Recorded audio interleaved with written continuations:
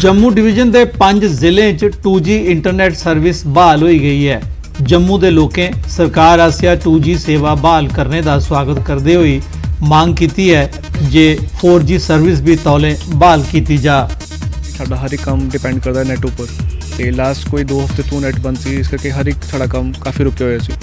तो गौरमेंट ने काफ़ी अच्छा इनिशिएट है कि एटलीस्ट इन्होंने 2G स्टार्ट किया तो जल्द तो जल्द ये कोशिश करें कि 4G भी स्टार्ट करना कि जो साडा काम काज रुके हुए है, क्योंकि आजकल हर एक बंदा डिपेंडेंट है नैट उपर, भावें एजुकेशन वाइज है। अब तुम ऑफिशियल वर्क देख लो, हर एक चीज़ नैट उपर चल रही है, तो काफ़ी अच्छा स्टैप है। तो एटलीस्ट जल्दी तो जल्दी इन्होंने 3G 4G स्टार्ट करना चाहिए।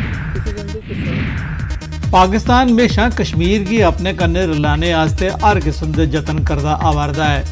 जेले भारत कन्ने जंग करिए आतंकवाद का सहारा लईए भी ओदी दाल नहीं गलती, तो वह अंतरराष्ट्रीय स्तर पर कदे UNO कदे सिक्योरिटी काउंसिल की दुआठन उपर नक घसीटा कटदा है, लेकिन उसकी फटकार कित होंदी है। पाकिस्तान की एक होर कोशिश का असर परतिए ये हुआ, जम्मू के लोगों इसका स्वागत किया है। नहीं जी, पाकिस्तान तो शुरू इयै करता है भी इस मसले सालिया जा सिक्योरिटी काउंसिल जाए, सारा इंटरनल मसला है। ये मोदी साहब ने सैटल कर दिया फॉर एवर वास्ते, इन पाकिस्तान डिस्प्यूट कोई दिया हूँ डिस्प्यूट है।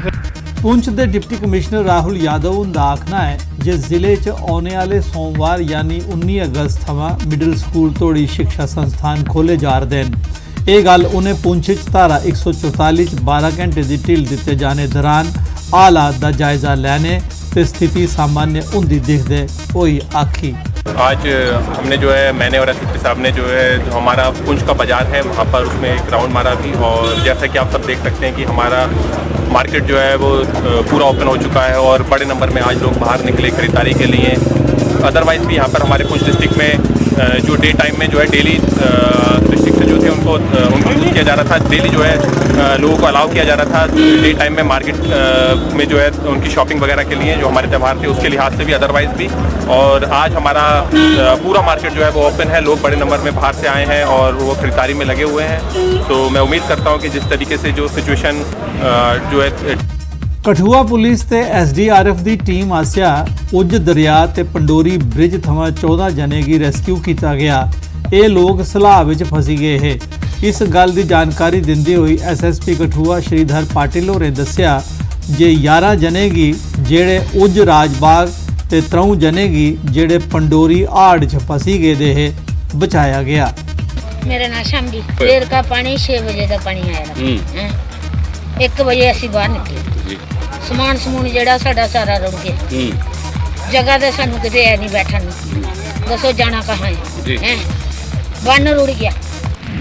असी इन्नी बारी असी गए DC दफ्तर गए, सानू ना कोई ग्रेड मंजूर होए ना कुछ, किथे जाइए गरीब आदमी है।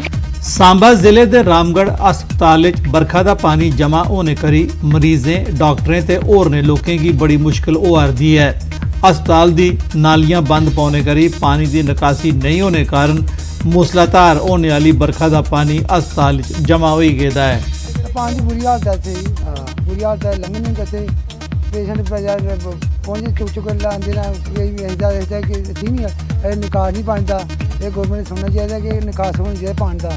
बुरी हालत है साढ़े अस्पताल की, मतलब बुरी हालत है, ठीक नहीं। गौरमेंट सुनती नहीं, कक्ख नहीं साडी सुनती। नहीं ये 2 साल होया।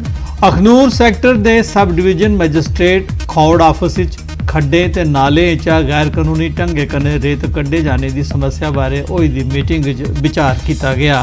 मीटिंग गैर कानूनी ढंगे कन्ने रेत कड्ढे जाने उपर रोक लाने ते इस काम में मुलव्वस लोगों के खिलाफ कार्रवाई करने बारे भी विचार किया गया। आज हमने यहाँ पे जो नालों से काफ़ी रेत बिजली निकाल रहे हैं, उस पर बुलाई थी, जिसमें मेरे तहसीलदार ने हिस्सा लिया और डिस्ट्रिक्ट पुंछ जिला हैडकुआटर 12 दिन बाद 12 घंटे वास्ते धारा 144 ढिल दी गई।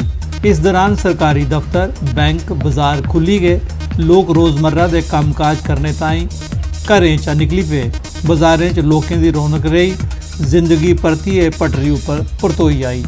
आज बाजार ही काफ़ी ऐसा रश देखिए, काफ़ी लोग आ रहे हैं और पूरा मार्केट जी है पुंछ बाजार ये पूरा खुल गया है।